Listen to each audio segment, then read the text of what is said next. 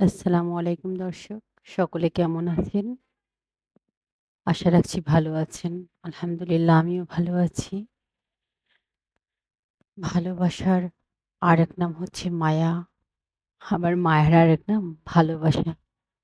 এই ভালোবাসার আবদারে জড়িয়ে থাকা আর এই আবদার মেটানোর জন্যই আজকের গরুর মাংসে ভুনা খিচুড়ি। ১ম এ মুগ ডালগুলো ভেজে নিলাম। প্রেসার কুকারে গরুর মাংস এবং ছোলার ডালগুলো বসিয়ে দিলাম মসলা দিয়ে। এদিকে পোলার চালের ভিতরে ডালগুলা মিক্স করে নেব এখন।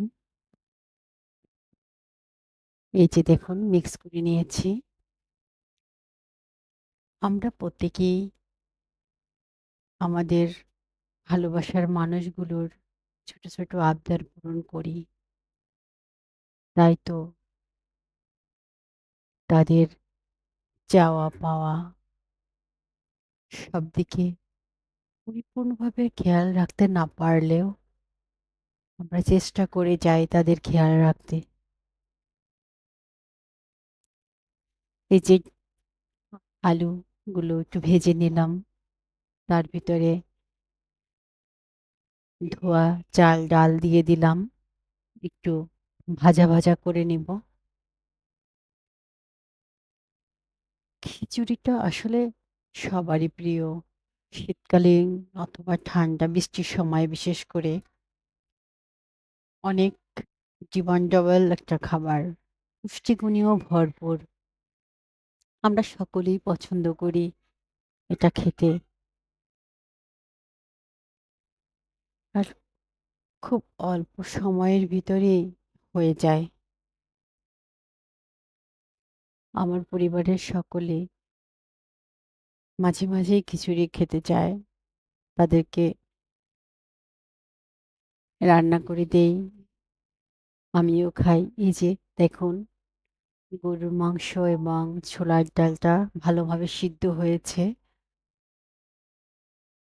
এখন আমি এই প্রেসার কুকারের ভিতরেই ভাজা চাল ডালগুলো, গাজর, আলু এগুলো মিক্স দিয়ে দেব এবং এর ভিতরে পরিমাণ মতো পানি দিয়ে দেব। এই যে দেখুন পরিমাণ মতো পানি দিয়ে দিয়েছি।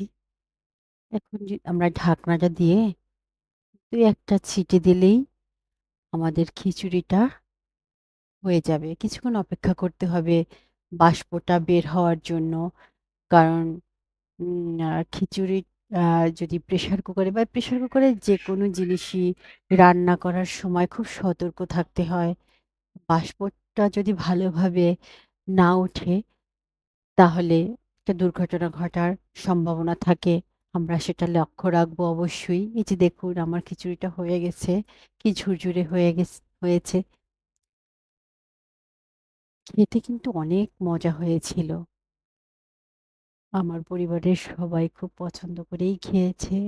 আমারও খুব ভালো লেগেছে। আপনারাও পারেন আপনাদের পরিবারের সদস্যদেরকে এভাবে খুব অল্প সময়ে মাঝে, মাঝে খিচুড়ি রান্না করে তাদেরকে সারপ্রাইজ দিতে। ভালোবাসা, মায়া, মমতা সবকিছু মিলেই আমাদের জীবন। আমরা ভালোবাসি আমার প্রিয়জনদের মুখের হাসি। আপনারাও ভালোবাসুন। প্রিয়জনদের প্রতি লক্ষ্য রাখুন। আমার জন্য সকলে দোয়া করুন। সকলে ভালো থাকবেন। আমার ভিডিওটা দেখার জন্য ধন্যবাদ। আসসালামু আলাইকুম।